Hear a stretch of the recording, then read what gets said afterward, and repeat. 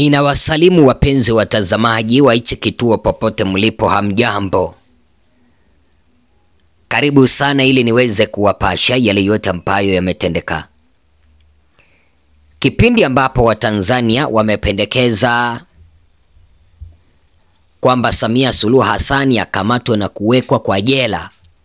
Anahitaji kukua kwa jela kwa kuwaua wananchi wengi sana Tanzania. Bi Samia amefungiwa nje katika orodha ya viongozi mashuhuri duniani katika mwaka 2025. Orodha ya majina ya Forbes. Orodha ambayo inamulikia na kuangazia viongozi aswa wanawake 100 ambao wamefanya kazi kuntu sana ulimwengu mzima. Samia yeye kama mwanamke ambaye ni rais, hata kwenye nambari 100 hakukuwa.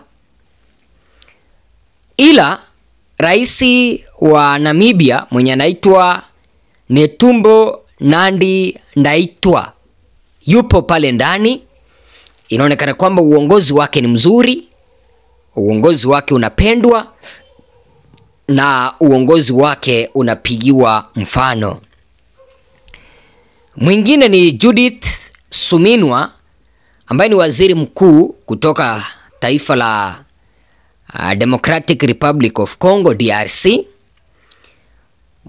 Mwingine mwenye yuko kwa hiyo orodha ni Ngozi Okonjo-Iweala ambaye ni mkurugenzi mtendaji, yupo kwa orodha hiyo ya wanawake 100 ambao ni wanawake ambao wameleta mchango mwingi katika ukanda wa Afrika. Vile vile katika orodha hiyo ya 100 ama viongozi 100 ambao ni wanawake, Mpumi Madisa kutoka Afrika Kusini ambaye ni mwanamke mweusi wa kwanza katika kampuni mwanamke wa kwanza kuongoza kampuni upande wa Johannesburg, Afrika Kusini, yupo kwenye hiyo orodha. Vile vile ninaelezwa kwamba Mo Abudu from Nigeria yupo, ambaye vile vile ni mwanahabari pamoja na mfanya biashara. Ukiangalia hapa mpenzi mtazamaji, Mary Vilakazi kutoka Afrika Kusini ambaye ni muhasibu yupo kwenye hiyo orodha ya wanawake ambao ni shupavu waliofanya kazi mwaka huu, mwaka 2025. Nimejaribu kuangalia kwenye hiyo orodha ya viongozi 100 iwapo nitaona jina la Samia Suluhu Hassan, halipo. Katika kanda hii tunataka kuweza kuangazia mbona Samia licha ya kwamba yeye ni mwanamke ambaye ni rais, hajaweza kuwekwa kwenye orodha ya viongozi shupavu, viongozi mashuhuri, viongozi ambao wameleta maendeleo na kudumisha amani katika mataifa yao mwaka 2025 unapokaribia kukamilika. Wacha tu niweze kukuomba kwa moyo mkunjufu, tafadhali piga subscription, bonyeza kengele, sambaza kanda zetu. Kitu cha kwanza ambacho unapaswa kujua kilichosababisha mpaka Samia Suluhu Hassan kutokuwepo kwenye orodha yoyote hii ya watu viongozi mashuhuri duniani mwaka 2025 ni kutokana na siasa chafu Tanzania. Siasa chafu kivipi Tanzania? Wananchi hawana uhuru wa kujieleza. Wananchi hawana uhuru wa kujumuika pamoja. Viongozi wa upinzani wanakamatwa na kuwekwa kwa jela. Viongozi wa serikali wanatoa kauli mbaya kuchochea viongozi wa serikali. Yaani kuchochea viongozi wa upinzani. Mpaka unashangaa hii ni serikali au ni mfano wa serikali. Mambo kama haya mpenzi mtazamaji, ndiyo yameweza kuchangia Samia Suluhu Hassan kutokuwepo kwa hii orodha ya viongozi ambao ni wanawake 100 ulimwengu mzima ambao wamefanya kazi ya kupigiwa mfano, wameguza nyoyo za wananchi, wananchi wameweza kuwapenda. Nambari 2, kitu ambacho unapaswa kukijua mpenzi mtazamaji ni kutokana na mauaji ambayo yaliweza kutendeka Tanzania. Yale mauaji ambayo yaliweza kutendeka Tanzania mpenzi mtazamaji, hayangeruhusu Samia Suluhu Hassan kuweza kuteuliwa au kukuwa nominated au jina lake liweza kupendekezwa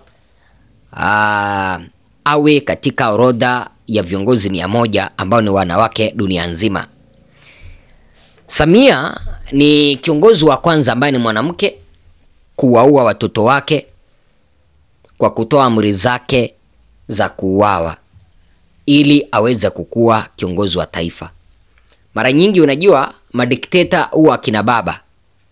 Lakini sasa hii raundi nilishangaa kuona Samia Suluhu Hassan ndiye dikteta wa kwanza mwanamke. Ameweza kuharibia jina akina mama, ameweza kuharibu ngeli ya akina mama kabisa kutokana na uongozi wake mbaya. Kwa hivyo mauaji ambayo yaliweza kutapakaa kila sehemu ya Tanzania, zaidi ya watu 10,000 yaliweza kusababisha mpaka Samia Suluhu Hassan kutokuwepo kwenye orodha ya wanawake 100. Nambari 3 ni jinsi ambavyo Samia Suluhu Hassan aliweza kukabili maandamano. Unajua kuna maandamano na maandamano yanapaswa kulindwa kikatiba. Lakini Samia Suluhu Hassan akaharamisha maandamano. Ameua demokrasia. Hakuna uhuru wa kujieleza. Hakuna uhuru wa kujumuika pamoja. Mpaka unapata kwamba wananchi wanashindwa cha kufanya. Sasa kipindi ambapo orodha kama hii huwa inatolewa mpenzi mtazamaji, viongozi ambao wameweza kupendekezwa lazima wakaguliwe kwanza. Waonekane iwapo wamewahi vunja haki za kibinadamu kabla hawajaweza kupewa tuzo yenye mabilioni. Sasa walipofika kwenye jina la Samia Suluhu Hassan, wakaona kwamba Tanzania zaidi ya watu 10,000 waliweza kuuawa bila hatia. Tanzania wananchi wengi wameweza kuachwa na majeraha kwa kutaka uongozi bora na uchaguzi wa wazi. Mambo kama hayo hayawezi akaruhusu usimamizi wa mfumo huu kuweza kuruhusu Samia kuchaguliwa kwamba yeye ni kiongozi ama yeye ni miongoni mwa viongozi 100 ambao wako na ushawishi na wale ambao wamefanya kazi nzuri. Haiwezekani.